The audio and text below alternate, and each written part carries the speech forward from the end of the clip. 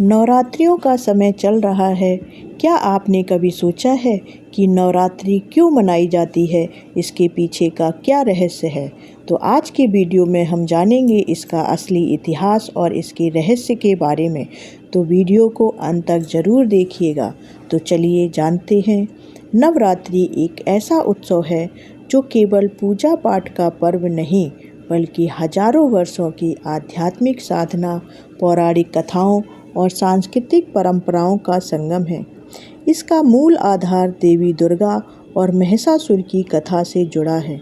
जब महिषासुर ने देवताओं पर अत्याचार किया और त्रिदेवों की समृद्धि शक्तियों से माँ दुर्गा प्रकट हुई, उनके और महिषासुर के बीच 9 रात और 10 दिन तक महासंग्राम चला।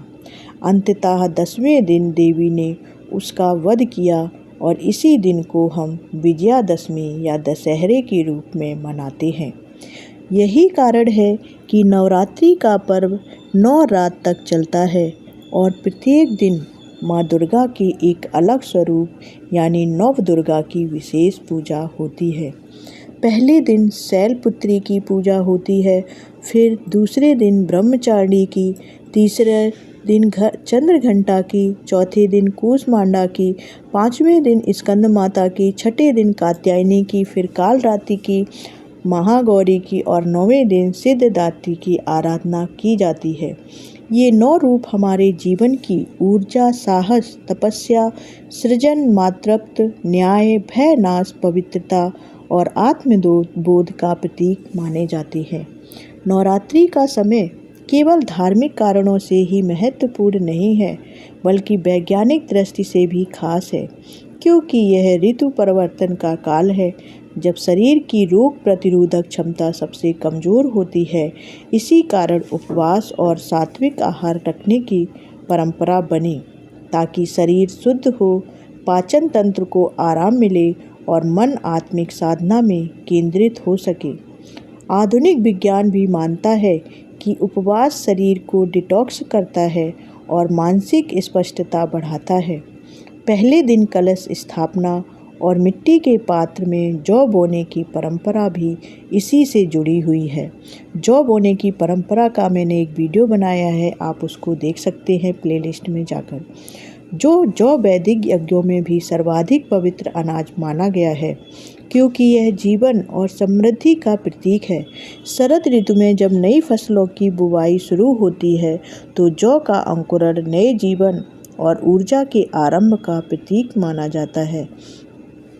9 दिनों तक जैसे जैसे ये अंकुर बढ़ते हैं, वैसे वैसे भक्त की साधना भी बढ़ती हुई मानी जाती है और दशहरे पर इन जवारे का देवी को अर्पण करके साल भर की सुख समृद्धि का संकेत देखा जाता है।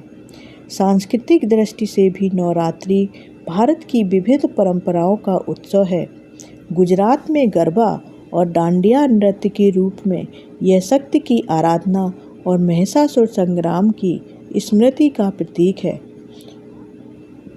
बंगाल में दुर्गा पूजा भव्य पंडालों और कलात्मक मूर्तियों के माध्यम से माँ दुर्गा की शक्ति का उत्सव बन चुकी है।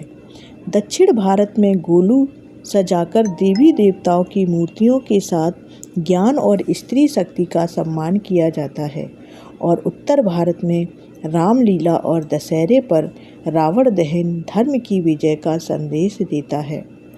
नवरात्रि केवल साल में 2 बार चैत्र और शारदीय ही नहीं आती, बल्कि गुप्त नवरात्रियां भी होती हैं, जो माघ और आषाढ़ में आती हैं और जिनका प्रयोग साधक तांत्रिक साधनाओं एवं गूढ़ शक्ति साधना के लिए करते हैं। इस तरह यह पर्व केवल भक्तों की श्रद्धा का प्रतीक नहीं, बल्कि आत्मिक उन्नति और शक्ति साधना का भी गहन मार्ग है। आज के दौर में नवरात्रि ने आधुनिक रूप ले लिया है। एक ओर तो यह डिजिटल आरती, ऑनलाइन दर्शन और सोशल मीडिया पर गरबा डांस चैलेंज के रूप में नई पीढ़ी से जुड़ती है, तो दूसरी ओर पर्यावरण अनुकूल मूर्तियाँ, सौर ऊर्जा से सजे पंडाल और हरित पूजा इसे जिम्मेदार उत्सव का रूप भी देते हैं। प्रवासी भारतीय भी इसे पूरी दुनिया में भव्य रूप से मनाते हैं, जिससे यह भारत की सांस्कृतिक आत्मा का वैश्विक उत्सव बन चुका है। लेकिन इन सब के बीच नवरात्रि का मूल संदेश वही है, शक्ति की उपासना, आत्मशुद्धि और असत्य पर सत्य की विजय।